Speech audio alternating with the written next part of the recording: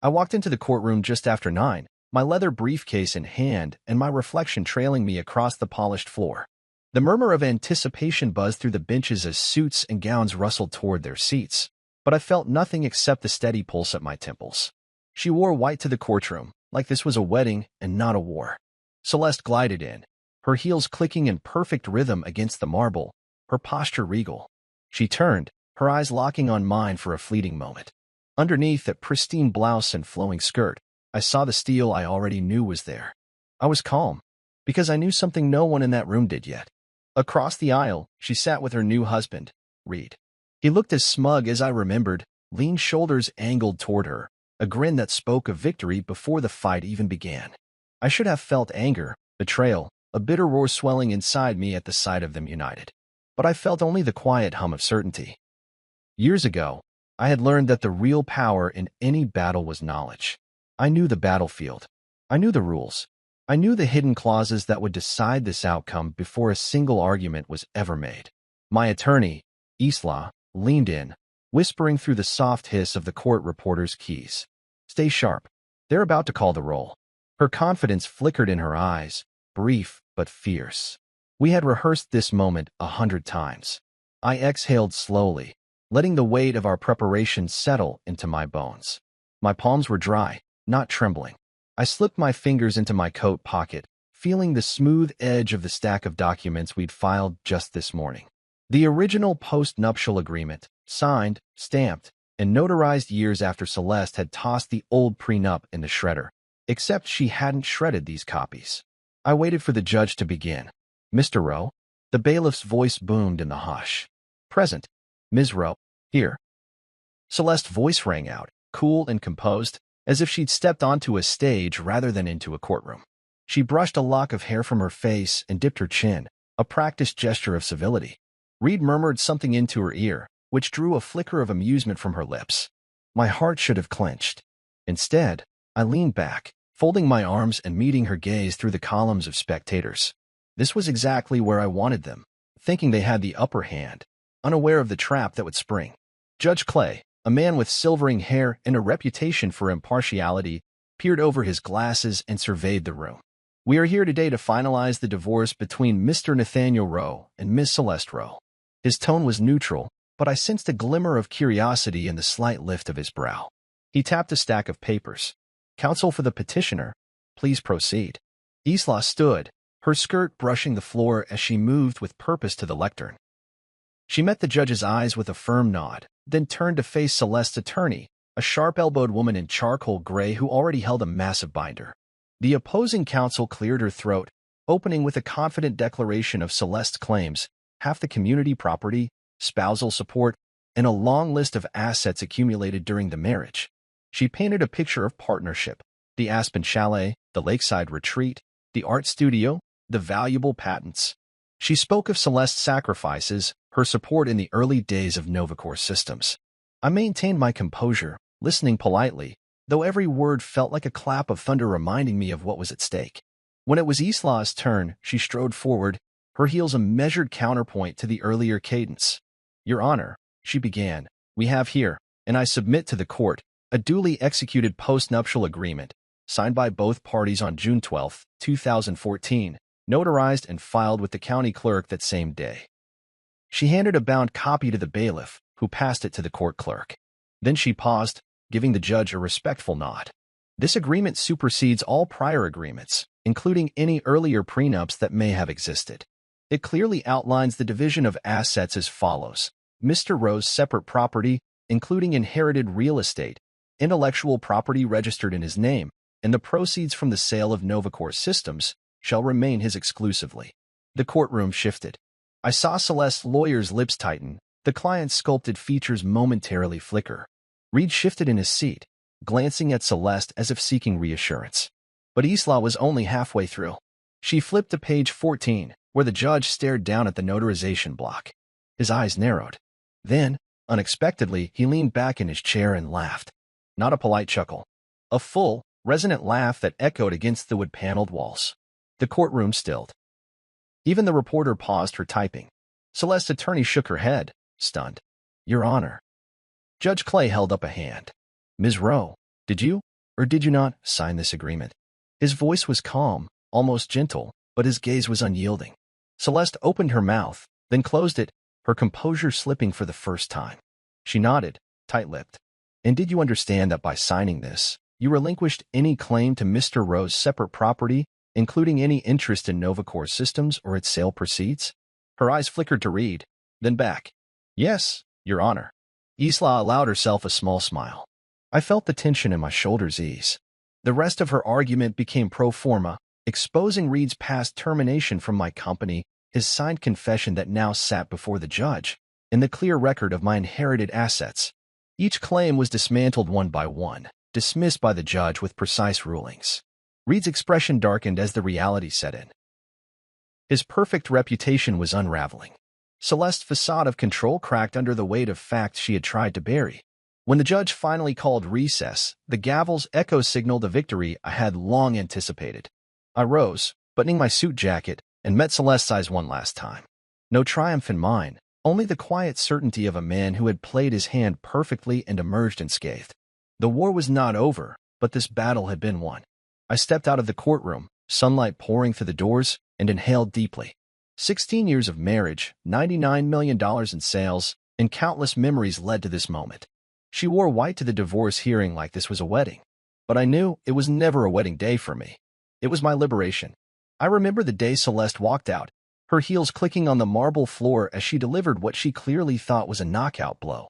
"You're brilliant, but you'll never outplay me." She turned on her heel and left, her words echoing in the foyer long after the door shut.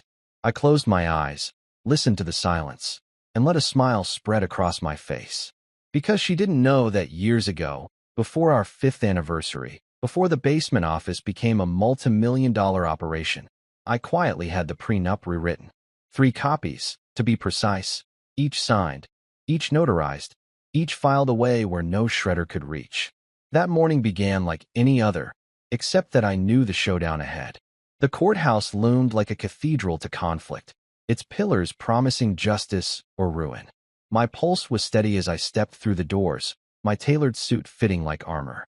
My attorney, Isla, met me at the entrance, her expression calm but resolute. We exchanged a nod, no need for words.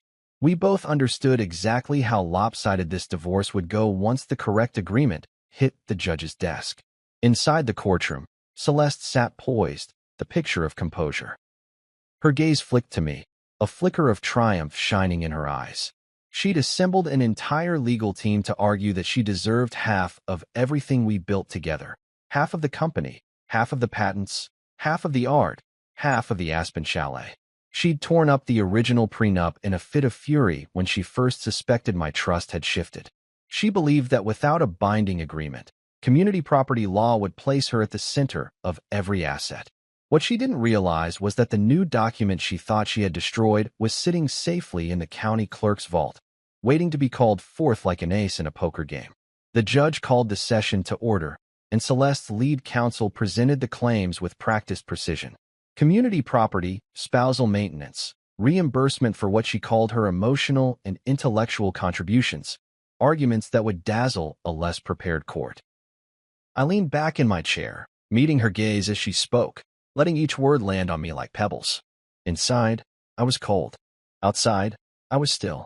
I had no arguments to make, no admissions to fear. I simply sat, hands folded, eyes steady. When it was our turn, Isla rose and approached the bench.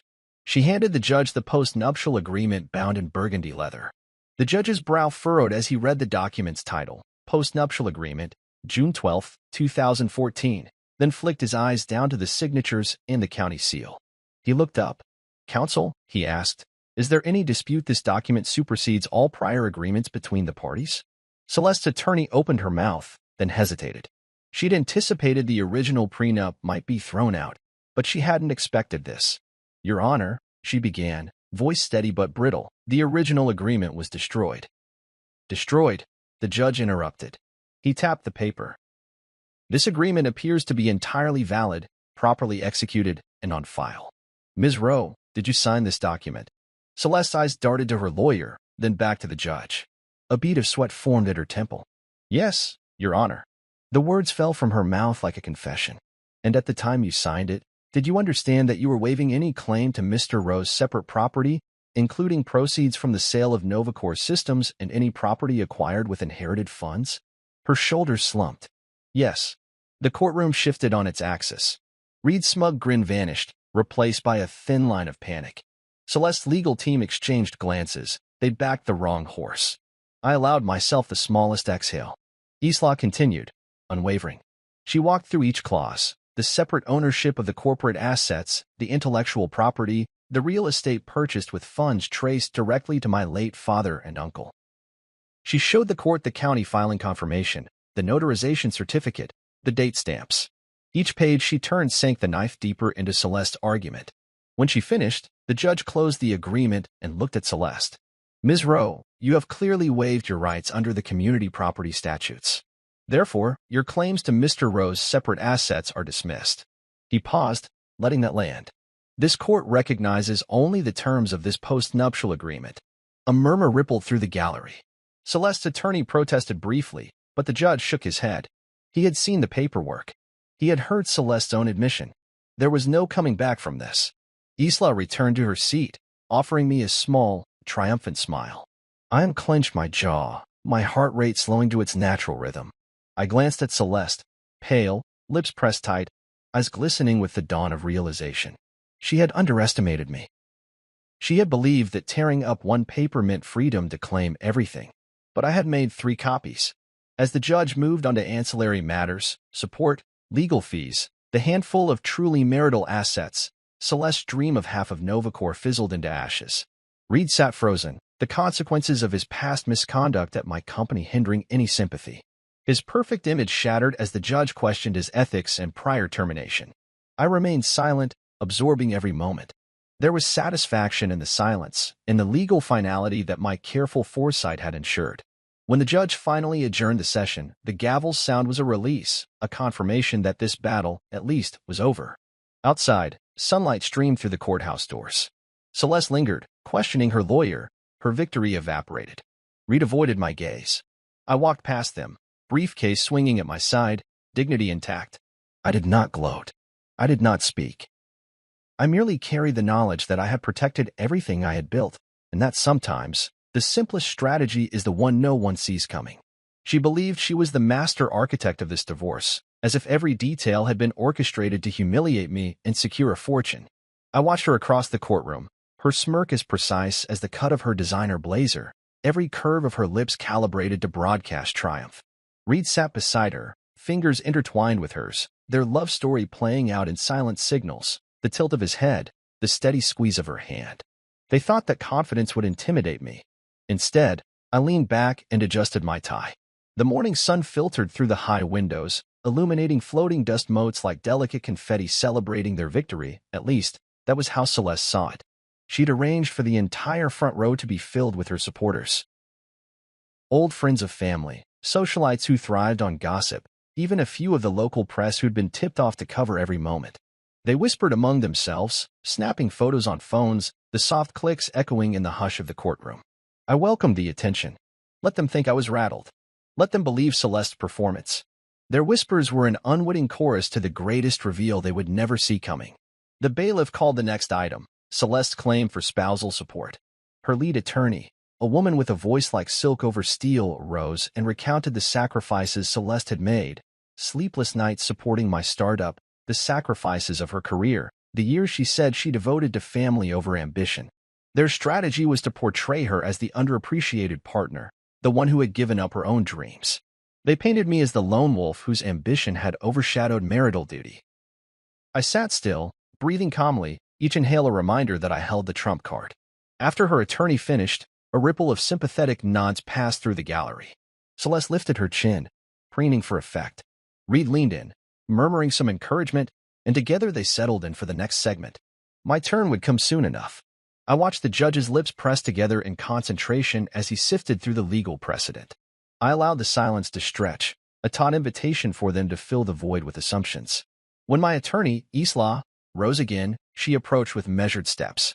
The courtroom doors were closed now, but I was certain the clicking tongues outside would cease once they heard what she had to say. She addressed the judge with customary deference but unwavering authority. Your Honor, Before we address spousal support, she began, I believe the court should first consider the enforceable terms of the postnuptial agreement set forth in Exhibit B. She held up the leather-bound document for all to see, the light glinting off the embossed title. Celeste's attorney sputtered, then regained composure, insisting that the agreement did not preclude her right to reasonable support. Isla tilted her head, smile barely visible, and pulled a second sheet from her folder. This one was Celeste's deposition transcript from 2 years ago, in which she had testified under oath that her financial security had never been in question and that any support would be a gesture of goodwill rather than necessity. The judge's eyes flicked to the pages. Ms. Rowe, he asked, voice neutral, were these your statements? Celeste's forced composure cracked. She glanced toward Reed, who nodded. Yes, Your Honor, she said softly. Under oath. She swallowed. Yes. The judge's pen tapped on his bench. Then I find that spousal support is neither necessary nor appropriate given the terms of your prior testimony and the enforceable agreement you executed. He set the transcript aside, effectively striking down her support claim. Murmurs swelled into a low hum of disbelief. I exhaled, letting the tension drain. Celeste's attorney shot Isla a glare that could have scorched steel, but Isla remained unfazed. She sat back down, her expression neutral, leaving the opposition to flounder. Reed sank lower in his chair, the veneer of confidence peeling away. Next came the question of attorney's fees. Celeste's team argued that my vast resources demanded that I cover their exorbitant bills. The judge, however, pointed out an earlier clause in the same postnup. Each party would bear their own fees unless bad faith was proven. Isla rose again and simply reminded the court of the clause, placing the responsibility squarely on Celeste. Shrieks of indignation rose from her counsel, but the judge dismissed them. As they moved on to property division, Celeste's smirk transformed into something brittle, a thin mask stretched too tight. She had claimed half the patents, the art collection, the Aspen Chalet, even the software frameworks. One by one, each claim was met with precise objections from my counsel, each supported by receipts, title deeds, and time-stamped filings. The judge read them solemnly, then ruled. Her claims were without merit under the agreement. The gallery gasped. I saw some faces blanch. Celeste's supporters exchanged hurried whispers, realizing their investment in her victory was evaporating. Through it all, I remained silent, absorbing every detail. With each dismissal, I felt a quiet satisfaction, not cruelty, but the comfort of justice being served as intended. When it was my turn to speak, I would have little to say. No declarations of victory, no gloating. My dignity lay in restraint. Finally, the judge closed the property section. He leaned forward, gaze shifting between Celeste and me. Given the enforceable agreement and the evidence presented, I find that all community property claims of Ms. Rowe are barred. The petitioner's separate property shall remain his exclusively. He rapped the bench with his gavel. This court stands adjourned on these matters. A hush fell, then a ripple of stunned exhalations. Celeste's smirk vanished entirely, replaced by a blank stare. Reed's shoulders slumped. I stood, adjusted my tie again out of habit, and picked up my briefcase. The gallery cleared as whispers turned into quiet departures. Celeste rose too, her immaculate composure shattered, and I caught the faint glint of tears at the corners of her eyes. She had whispered to Reed that I would walk out with nothing. Instead, I walked out with everything that mattered. My freedom, my company's legacy, and the knowledge that preparation and patience had been my most powerful allies. And as I stepped into the hallway, the first warm breeze of the morning against my face, I realized that sometimes the greatest victory isn't in the war you wage, but in the silence you keep until the moment you let your hand be revealed. When Judge Clay set the stack of papers aside and leaned back in his chair, the entire courtroom held its breath. I watched the crease between his brows smooth out as he tapped the page gently, like he'd stumbled upon something both surprising and delightful. He was known for his stern demeanor. His gavel strikes were measured, his rulings deliberate. Yet here he. My pulse quickened, but I didn't flinch. I had seen this reaction before. In my own office when I outmaneuvered a competitor, in boardroom presentations when I revealed the hidden clause that sealed the deal. The judge had discovered the notarized, time-stamped, post-nuptial agreement that Celeste's lawyers thought they had buried. The soft rumble of amusement escaped him, then blossomed into a full, clear laugh. Not a polite chuckle, but genuine amusement, as though he'd just heard a brilliant punchline. The gallery gasped. Celeste's attorney's lip curled in alarm. Reed looked like he'd swallowed a handful of stones.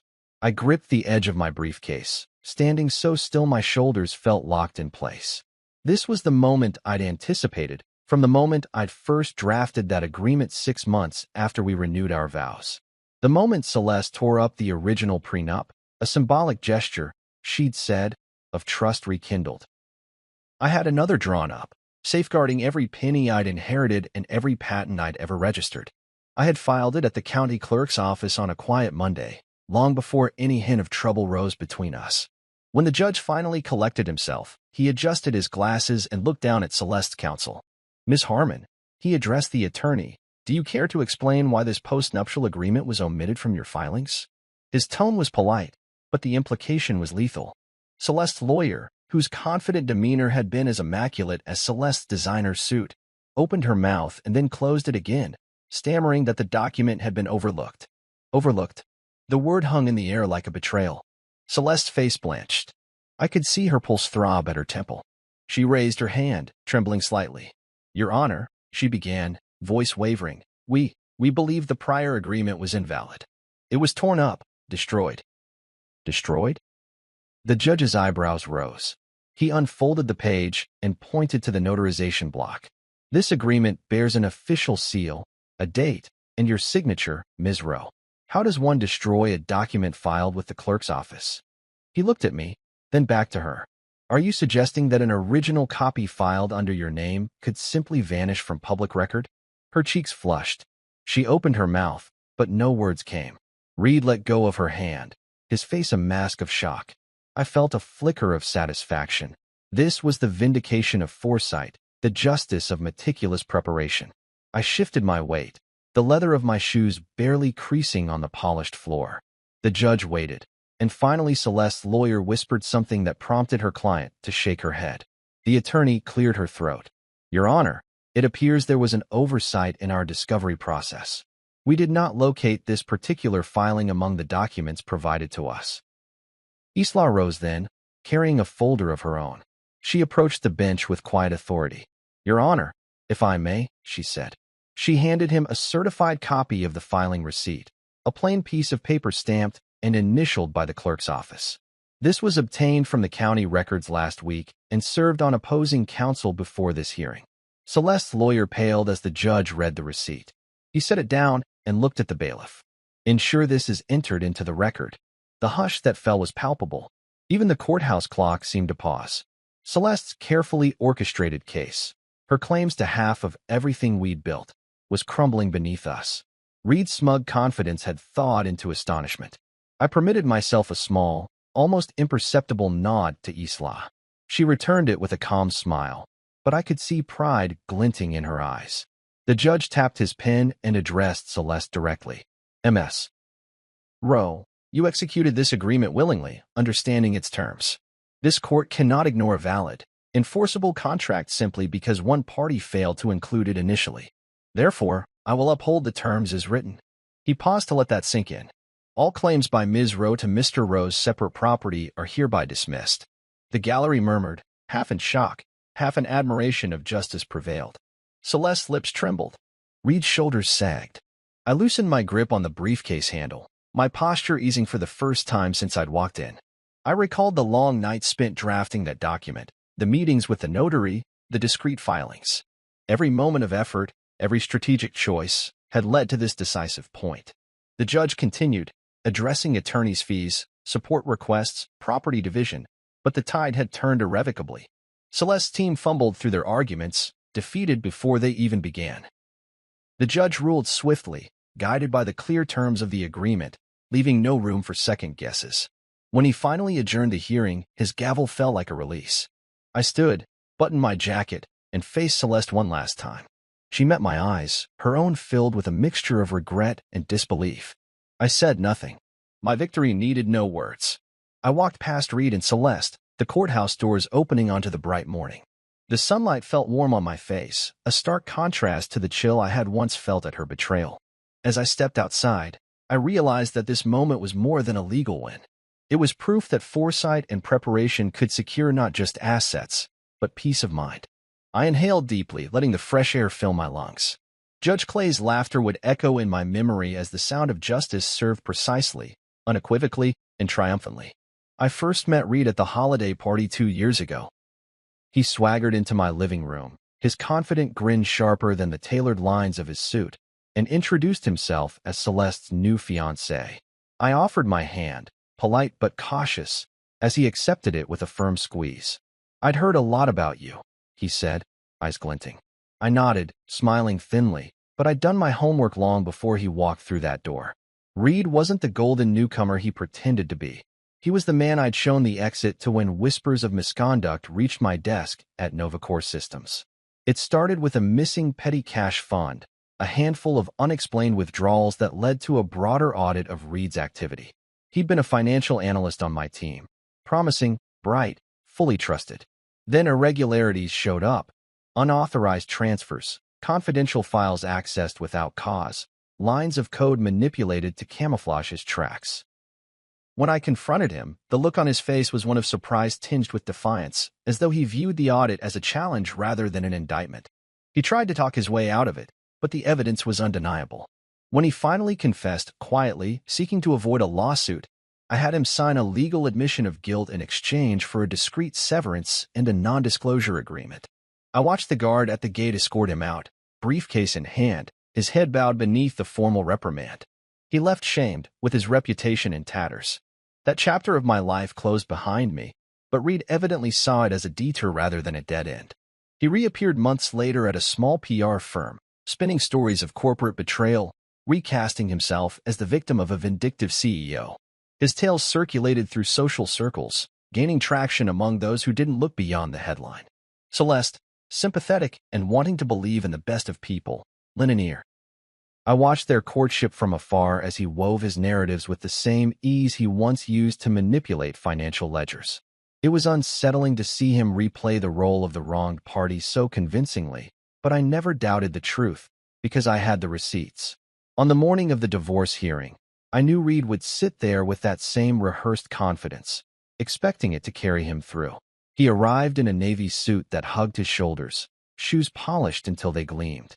His posture was relaxed, as though he belonged at the heart of this case, but I could see the slightest tremor in his left hand when he took his seat.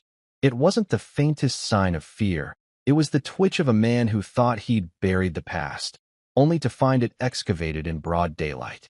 When my attorney, Isla, presented the motion to include Reed's employment records and evidence, the courtroom shifted. Celeste's lawyer tried to object, but the judge allowed it, intrigued by the prospect of a man's hidden history emerging. Isla rose and explained, "Your Honor, Reed Thompson was terminated from NovaCore Systems on May 3, 2023, following an internal investigation that uncovered unauthorized access to company funds and confidential documents. Mr. Thompson signed a written confession admitting to these violations, a copy of which has been submitted as Exhibit C."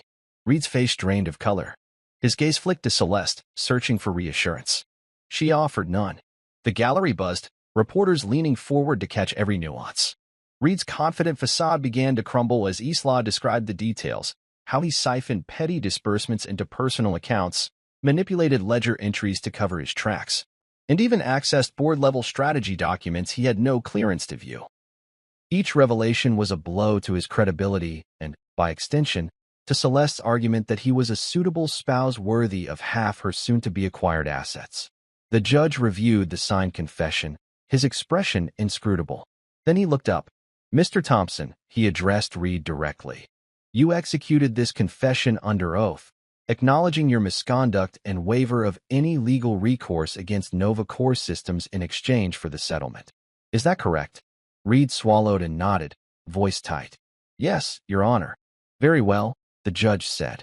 "This court finds that Mr. Thompson's past conduct bears directly on the credibility of Ms. Rowe's claims regarding her new husband's character and fitness. The record shall reflect this in determining any equitable considerations." A hush fell, broken only by Reed's shallow breathing. Celeste's lawyer stood to argue that the confession was unrelated to this divorce, but the judge cut her off.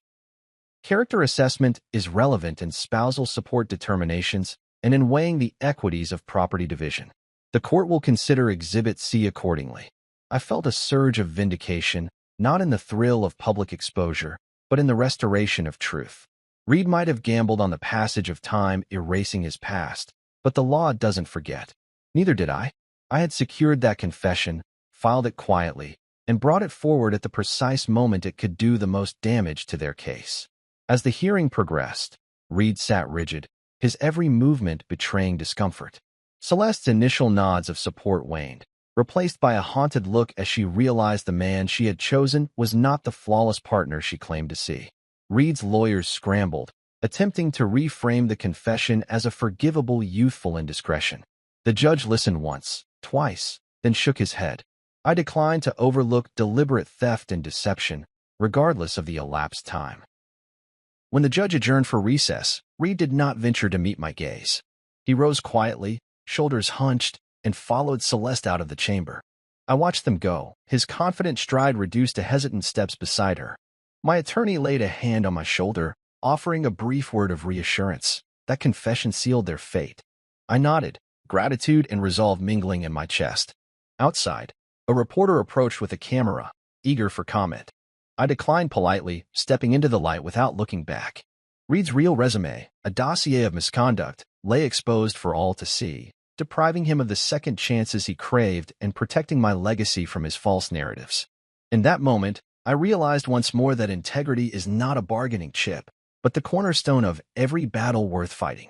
And as I moved forward, leaving Reed's shadow behind, I carried with me the certainty that truth, once revealed, is the most unassailable defense of all. She listed the Aspen house under her claims like it was a joint dream home we'd picked together, but she forgot one crucial detail. I bought that chalet with inherited funds from my uncle's estate. Each penny spent on renovations, furniture, and maintenance came from a trust account in my name alone, an account she never touched, never even knew existed. As the courtroom doors closed behind us that morning, I felt the familiar surge of quiet confidence. My attorney, Isla, carried a binder bulging with deeds, bank statements, and trust documents so meticulously organized they could have been museum exhibits. We strode in with purpose as Celeste's counsel began to recite her property claims: Aspen Chalet, Lakeside Villa, Bel Air Loft, even the seaside cabin on the Oregon coast. It was an ambitious list, designed to intimidate, to suggest that our life had been built as a partnership. The gallery murmured as she spoke, and on cue, Reed shifted his weight, eyes bright with the expectation of impending victory. I remained seated, hands clasped in my lap, face an island of calm. When Celeste's attorney finished, the judge turned to Isla. "Mr. Rose, counsel?" Isla rose, her heels clicking bass notes across the wood floor. She advanced to the bench, placing the binder before the court clerk. "Your Honor, if I may," she said, voice steady. "The properties listed by Ms. Rowe fall squarely within Mr. Rowe's separate estate, purchased with funds acquired through inheritance or premarital assets. Exhibit D contains the trust agreement from January 2009, which gifted Mr. Rowe an undivided interest in his late uncle's Aspen property, along with subsequent ledger statements from the fiduciary account showing all related expenses drawn exclusively from that fund." The judge leaned forward, pen poised. Isla continued, "Furthermore, Exhibit E includes the grant deed recorded on April 15, 2010, naming Nathaniel James Rowe as sole owner of the real property. The title company's records confirm no community interest was ever recorded, and the recorded chain of title makes no reference to Ms. Rowe." She turned a page. Likewise, the lakeside retreat on Lake Tahoe was purchased on a direct wire transfer from Mr. Rowe's account numbering ending in 4321, established before the marriage.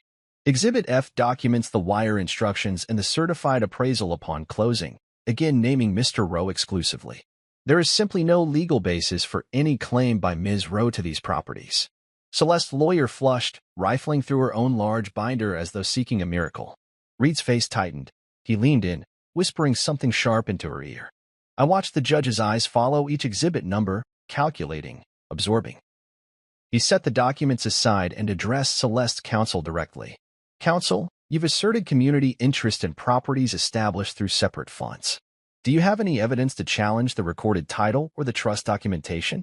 Her reply was tentative, seeking refuge in technicalities about equitable contribution. Your Honor, while the purchase funds originated from separate accounts, Ms. Rowe contends her labor and support in managing the properties during the marriage entitle her to equitable adjustment.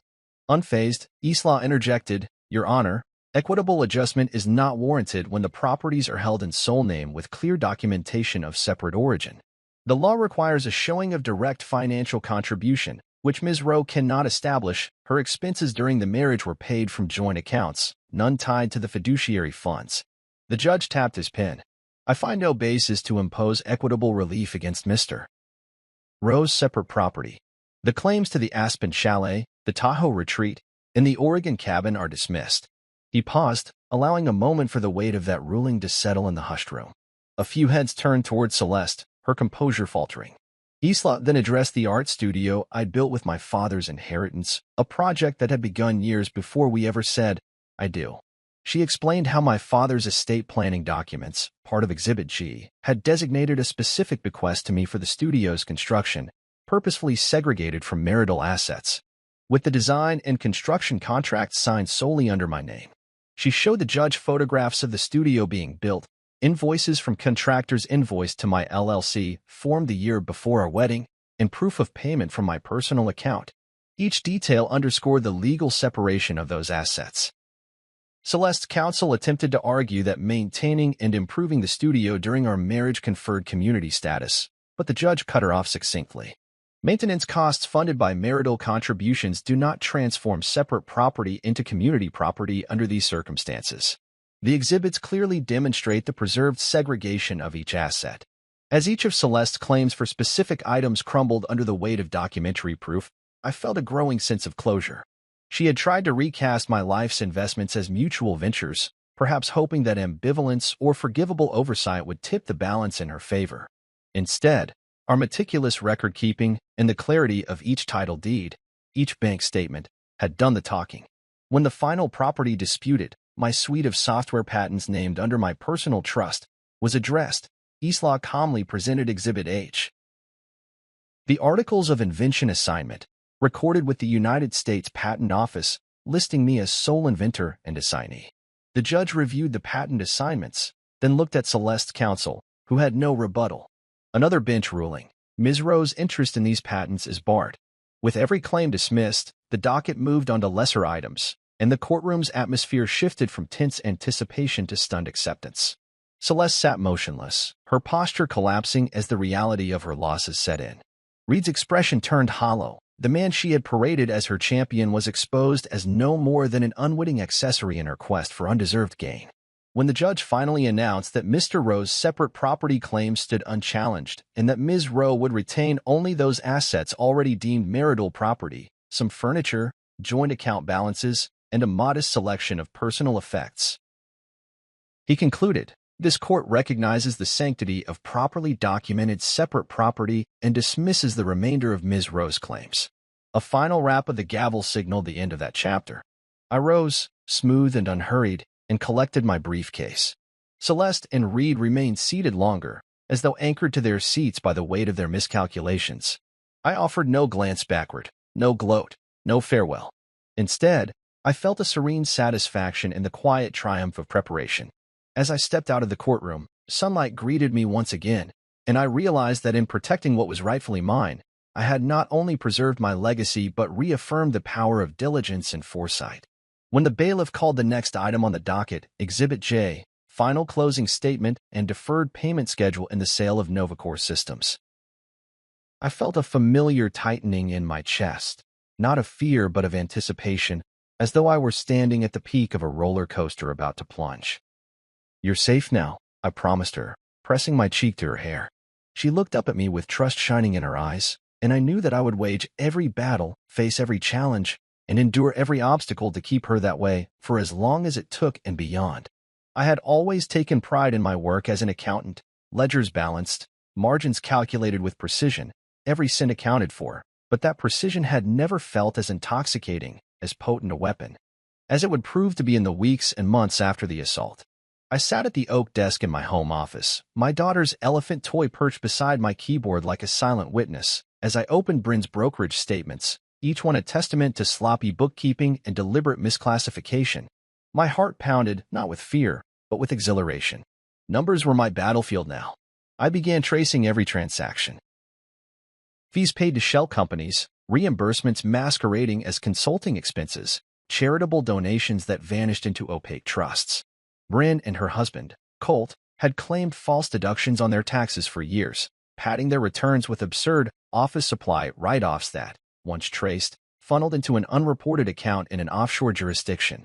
I downloaded bank statements, matched them against antique shop sales figures, and spotted the inconsistencies that screamed money laundering. Cash deals recorded at full retail value, wholesale purchases erased from the ledger, cash deposits far exceeding any declared revenue.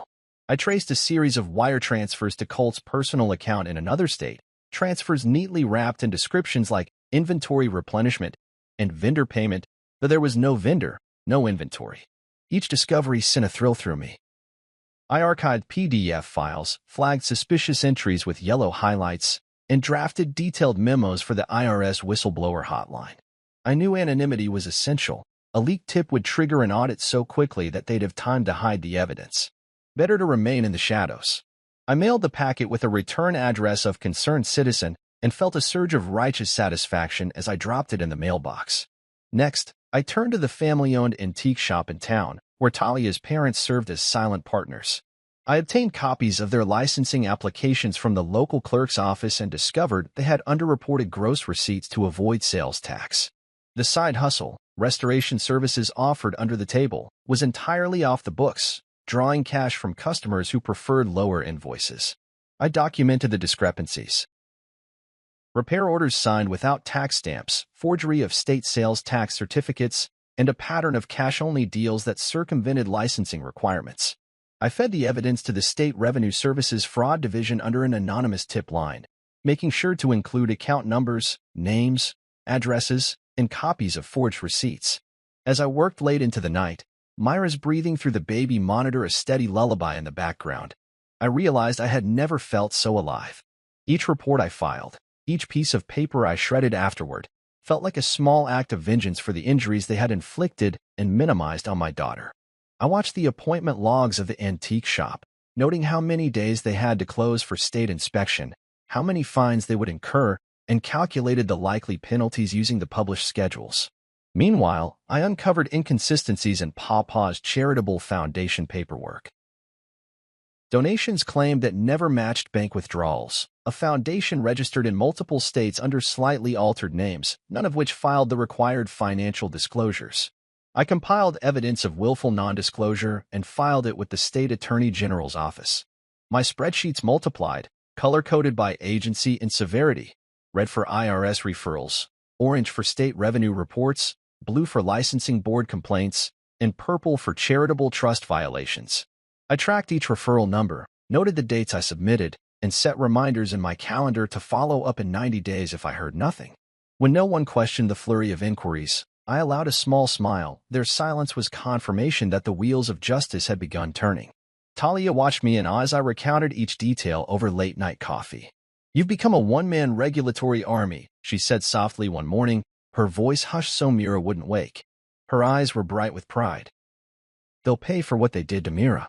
I placed my hand over hers, feeling the warmth of her support. "This isn't about revenge," I said, though I felt a dark satisfaction in every penalty they would face. "It's about accountability." Over the next few weeks, the letters arrived: audit notices on Bryn's brokerage, cease and desist orders on the antique shop, demand letters from the licensing board. Evelyn frantically tried to smooth things over at her foundation, hiring lawyers to file belated disclosures and pay back taxes, but the damage was done. Colt's brokerage license was suspended pending investigation, and the antique shop sales tax permit was revoked until further notice. The fines and penalties stacked into the six-figure range, and I watched the toll it took on them as they scrambled to find funds to cover the assessments. I never intervened. I let the math speak. Each ledger entry, each footnote, was a reminder that numbers could not lie. One afternoon, I received an anonymous letter postmarked from their own town. A single sheet with the words, "We know it's you. Stop or we'll ruin you." The warning sent a chill through me, but I refused to be intimidated. Rather than back down, I prepared my next round of referrals. Evidence of Colt's self-dealing at Bryn's expense, unauthorized personal loans removed from corporate disclosures, and forged signatures on state filings. I sent the reports with titles like follow-up evidence and additional documentation, ensuring the authorities knew this was no one-time complaint but a pattern of willful deception. As winter melted into spring, I watched their world unravel. Brokers losing licenses, shops closing doors, foundations shuttering programs. I watched their nerves fray as collections agents knocked at the doors I once dutifully decorated for birthdays. I watched Bryn's husband, furious and humiliated, confront me at a local coffee shop, his face red, voice trembling, as he accused me of destroying their lives over a fall that was just an accident. I looked him in the eye, my tone polite but icy. You and your family left me no choice. My daughter nearly died. I turned and walked away, leaving him with only my calm resolve. Back home, I closed my laptop, reached across to Myra's empty chair, and whispered, "Daddy's not done yet." I tucked her elephant toy under my arm and looked out the window at the first buds of spring breaking through the snow. Numbers and nerves had become my tools, and I intended to use them until every last betrayal was balanced in the ledger of justice. I sat in my car outside the law offices, clutching the leather-bound folder that held every piece of evidence I had amassed: hospital bills, counseling receipts, police reports, bankruptcy filings, IRS audit notices, applications for compassionate conservatorship, all neatly tabbed and color-coded. Mira rode in her car seat behind me, her unicorn dress folded neatly on the seat beside her, and she fiddled with her elephant toy, humming quietly. I glanced at her through the rearview mirror and made myself breathe. Today was the day I forced them to answer for what they'd done. Inside, I met with my attorney, a sharp-eyed woman named Martin who'd volunteered when she heard our story on the local news. She reviewed my proposed complaint: negligence and battery against Bryn, negligent supervision against her husband, Colt, emotional distress and medical expenses against my in-laws, and, most painfully, a claim against Talia for failure to protect our daughter. I watched as her pen hovered over the plaintiff information, then guided it to my name and Myra's, claimants together, united. She asked if I was certain. My jaw set. I was. Next, we filed the suit in the civil division of the county courthouse. As the clerk stamped the documents filed, I felt a surge of righteousness and dread intertwine in my chest. These papers would change everything. A summons would be delivered to every defendant, their comfortable lives upended by the accusation that they had failed to shield a child from harm, then compounded cruelty with silence. Outside the courthouse, Bryn and Colt's attorney, a bulky man with a clinched tie, glared at me from across the steps. I met his gaze without flinching, and he jerked his head toward the courthouse entrance, his mouth a tight line. I said nothing. No words could match the impact of those filed documents. Over the following weeks, the responses trickled in. Bryn denied all wrongdoing, insisting her daughter's actions were unforeseeable. Colt claimed that as a spouse he was not liable for his wife's parenting. My in-laws disavowed any responsibility, calling the incident regrettable but not actionable. Talia's response came last. A terse statement that as a loving mother she had trusted her family to care for her child and could not have predicted such a horrific turn. I remember reading it at home, blinds drawn against the afternoon sun, the paper shaking in my hands. It struck me then how they had learned to lie so reflexively, to protect their reputations, to shield their feelings, to ignore the truth. But I refused to be cowed. I gathered my evidence, marshaled my witnesses, and pressed on. The discovery process was ruthless. Interrogatories demanded answers about every detail of the party. Depositions forced my in-laws to recount what they saw and why they did nothing. I sat behind my attorney as Bryn's voice cracked under oath while describing Myra's fall as an unfortunate accident. Evelyn insisted she didn't realize the seriousness, even as hospital photos were projected on the screen behind her. Pawpaw claimed he thought Talia had taken Mira to the car. Each excuse was a new betrayal, but each faltered when met with my evidence. A video from a cousin showing Bryn's laughter in the foyer, text messages where Savannah gloated about the shove, and witness statements confirming that Talia stood silent. I watched their faces betray the fractures beneath their practiced composure. Finally, the judge ordered mediation. The session took place in a sterile conference room under the watchful gaze of a neutral mediator. My in-laws arrived in matching suits, escorted by their attorneys. Bryn brought Colt, and Talia sat beside me, her eyes red but resolute. The mediator began with platitudes about healing the family. I saw Talia cringe at the word family and felt a pang of sorrow for what she had lost. When it was my turn, I spoke quietly but firmly, outlining the lifelong consequences Mira faced: PTSD around stairs, therapy bills, the emotional scars no money could erase, and I presented my settlement demand for $100,000 to cover medical expenses, educational accommodations, continued therapy, and punitive damages for emotional distress. There was a tense silence broken only by the hum of the fluorescent lights. Bryn's attorney sputtered a counteroffer so low I almost laughed. $15,000, in the spirit of family reconciliation. I pressed my lips together and looked at Talia's mother, whose eyes darted away, then back to the table. Family, I said quietly, is who shows up when someone falls. I stood and left the room. 2 weeks later, the settlement was finalized. For $100,000, paid by Bryn and Colt's insurers, by my in-laws' foundation, even by Talia's trust fund. Myra's custody was reaffirmed in my favor. The divorce was granted on grounds of abandonment, Talia's unwillingness to stand up for our daughter. I hugged the settlement papers to my chest in my attorney's office, tears sliding down my cheeks, thinking of the unicorn dress hanging untouched in her closet and the elephant toy, mended but never forgotten. We drove home that evening in silence, the sun dipping behind the skyline as if exhaling relief. I reached back and felt Myra's hand in mine. "You did it," she whispered. I kissed the top of her head. "No one can ever tell us that she isn't one of us," I replied. And in that quiet promise, I knew that true family was forged not by blood, but by who ran toward the fall and who stood steadfast when everyone else turned away. It's been 5 years since that day, yet the memory of Myra's fall haunts me more vividly than any nightmare. We traded that old house for one with no interior stairs, just gentle ramps and wide-open rooms where a child could run without fear. Still, I wake some mornings with my heart pounding, certain I heard a thud on hardwood.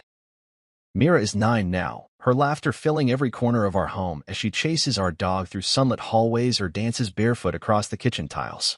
Yet whenever she hears a hard knock above or the distant echo of footsteps on stone, her small frame tenses, eyes widening, and she looks to me for reassurance. I kneel beside her in those moments, wrap her in my arms, and whisper exactly what I felt the first time I cradled her bleeding head. "You're safe. I've got you." Her unicorn dress still hangs in her closet like a fragile relic of innocence, a pink tulle monument to a birthday that should have been magical but became a battlefield. The hem bears a faint tear I never fully repaired, a scar in fabric as a reminder of the scar on her temple. Her stuffed elephant sits on the nightstand, its patched ear and faded seams bearing silent witness to what we endured. Some nights I cradle it in my hand, tracing the stitches with my finger as though each loop can stitch back the past. Talia tried to come back into our lives, a voicemail here, a text there, but her apologies died in formality. She watched our daughter's life hang by a thread and remained silent. I let her know that family must mean more than sharing DNA, it must mean action, sacrifice, and protection. Now she checks in from afar. We exchange polite pleasantries, but I refuse to let her near the wounds she helped neglect. Instead, I build a family bound by choice. My sister, who drives 3 hours every weekend so Mira can ride horses. My childhood friend, who hosts our monthly game nights and listens to my darkest fears. And the school counselor who helped me process the rage I buried beneath spreadsheets and lawsuits. These are the people who show up when I need them most. Some mornings, I find myself scanning every stair in commercials, every curb on our walks to school. I reflexively take the outside of the sidewalk when we cross the street, just in case a driver loses control. At playgrounds, I stand guard at the foot of every slide, every set of steps, ready to catch her if she stumbles, as though the memory of her fall remains raw enough to demand eternal vigilance. I've become hyper-aware of every hazard, loose boards on porches, uneven pavement, crowds near staircases. I criticize myself for living in a state of constant alert, yet the price of complacency is etched in my daughter's silences and her startled flinches. Last week, Mira came home clutching a magazine picture of a treehouse nestled high among the branches. Her eyes sparkled with longing as she described each plank and pulley. "Daddy, do you think we could build one?" she asked. My chest tightened. "A treehouse means stairs or a ladder," I reminded her gently. She nodded, disappointment flickering in her gaze. But then she smiled and said, "We could make it with a ramp, right?" I hugged her close, tears prickling behind my eyes. She understood. She wanted to conquer her fear, not remain captive to it. Together, we sketched a design: gentle wooden ramps, sturdy railings, a wide landing. We spent that weekend measuring trees and collecting lumber, and when we finally hammered in the last plank, I lifted her into the treehouse. She laughed and turned in a slow circle, the wind lifting her hair like wings. In that moment, I realized that healing could take the shape of invention, of stubborn hope. At her 9th birthday party, we placed a miniature wooden staircase on the cake, a careful replica of the old house's stairs, painted white and pink. The children stared, puzzled, until I explained. This represents a challenge Mira faced 5 years ago. She survived, and now every step she takes is one she owns. Then the candles blazed and the guests cheered, and for the first time, that symbol became a badge of honor instead of a scar. Mira beamed as she blew out the flames, eyes shining with triumph. Even now, I keep every news clipping from our lawsuit, filed in a box marked Reckoning, headlines about settlements, stories about justice served, editorials debating whether punishing a family for a child's fall was excessive. I reread them on nights when doubt creeps in, when I question whether I overreacted, whether our lives were worth the turmoil.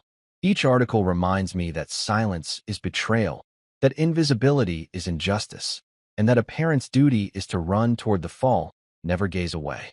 The old staircase still stands in my mind, a rickety assembly of wood and cruelty, but it no longer holds power over us.